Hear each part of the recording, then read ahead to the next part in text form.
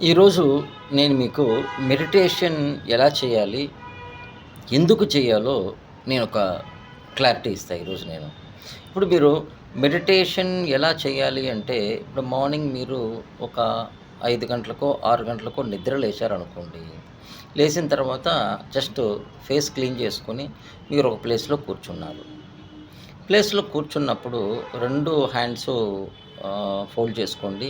తర్వాత legs fold చేసి comfortable ప్లేస్‌లో కూర్చోవాలి. అది బెడ్ గావచ్చు, కింద గావచ్చు, ఎక్కడైనా కంఫర్టబుల్‌గా ఉండాలి. ఆ కంఫర్టబుల్ ప్లేస్‌లో కూర్చున్న తర్వాత మీరు బిగినర్ అనుకోండి. జస్ట్ ఒకే ఒక పని. కళ్ళు మూసుకోండి.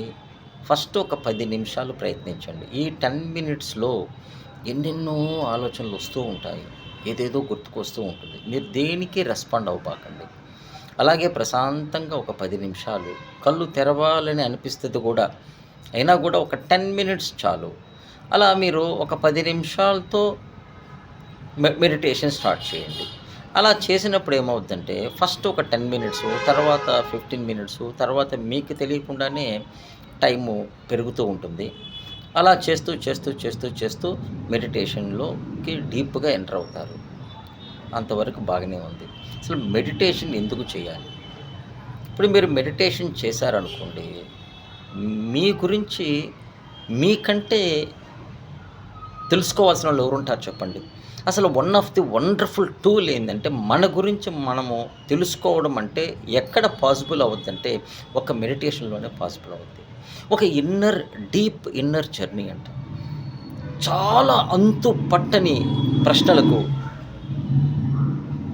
మీ మెడిటేషన్ జవాబు చెప్పుద్ది. ఎప్పటినుంచో పేరుకుపోయిన ఈ అలజడులు, టెన్షన్సు, ఫ్యామిలీకి సంబంధించి, ఫైనాన్స్‌కి సంబంధించి, జాబ్ రిలేటెడ్‌కి మీకు ఉండే ఎటువంటి అలజడైనా సరే క్లియర్ అయ్యేది ఎక్కడంటే మెడిటేషన్‌లో క్లియర్ అవుద్ది.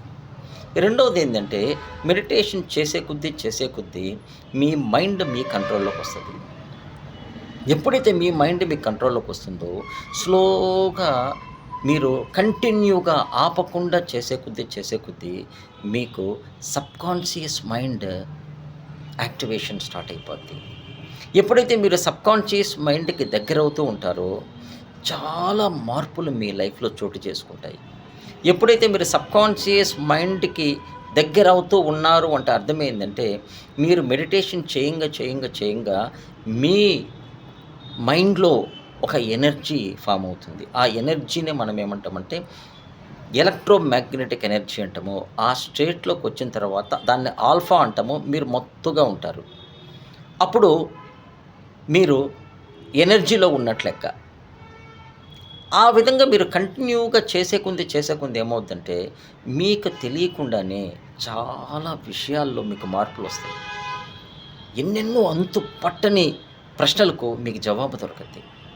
అలాగే ఇన్నర్ జర్నీ చేస్తా వెళ్ళాలి. తొందర పడకూడదు. స్టార్టింగ్‌లో నాకు కూర్చున్నాను. నాకు ఏం అర్థం కావడం లేదు. నాకు కళ్ళు తెరవాలనిపిస్తుంది. ఇయన్నీ కామన్‌గా స్టార్టింగ్‌లో ప్రతి ఒక్కరికి ఉంటది. ఇప్పుడు నేను గూడా అంతే. నాకేమైనా మెడిటేషన్ గురించి తెలుసా చెప్పండి? నేను ఎప్పుడు దగ్గర దగ్గర నేను మెడిటేషన్ మొదలుపెట్టి 25 ఇయర్స్ అవుతుంది. నాకైనా ఎవరు చెప్పలేదు. ఏదో నా ప్రాబ్లమ్స్ నన్ను వెంటాడుతూ ఉన్నాయి. నేను ఏదో ఒక టైంలో ఒక దగ్గర చూసాను.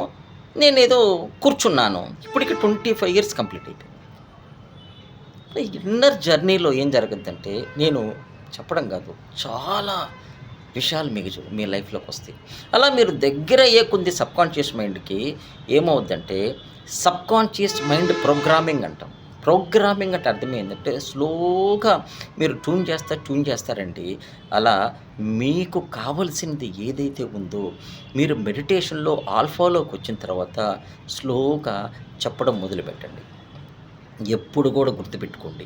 మీరు ఆల్ఫాలోకొచ్చి ఎనర్జీ స్టేట్‌లోకొచ్చిన తర్వాత ఏమి చెప్పాలి అంటే ఎప్పుడు కూడా ప్రాబ్లమ్ చెప్పకూడదు. ఏం కావాలో చెప్పాలి. స్మూత్‌గా చెప్పండి. ప్రెజెంట్ టెన్స్‌లో చెప్పండి.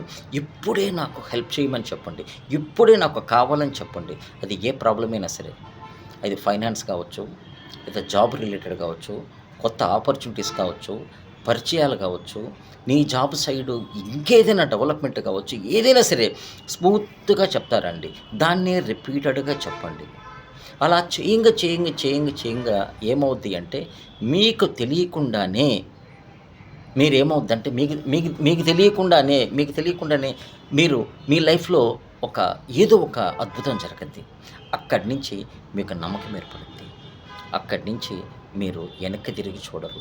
ఇంకా చేయాలి అనే ఆతృత మీలో కలగద్ది. ఆ విధంగా నెమ్మదిగా స్లోగా ప్రోగ్రామ్ చేసుకుంటూ వెళ్ళగలిగితే మీకు అన్ని విషయాల్లో అద్భుతంగా మీకు జరగద్ది. బాగుంటారు. ఫిజికల్‌గా, మెంటల్‌గా, స్పిరిచ్యువల్‌గా మార్పులొస్తాయి. అద్భుతమైన ఒక లైఫ్ స్టైల్‌ని మీరు లీడ్ చేసినోళ్ళవుతారు. Thank you very much.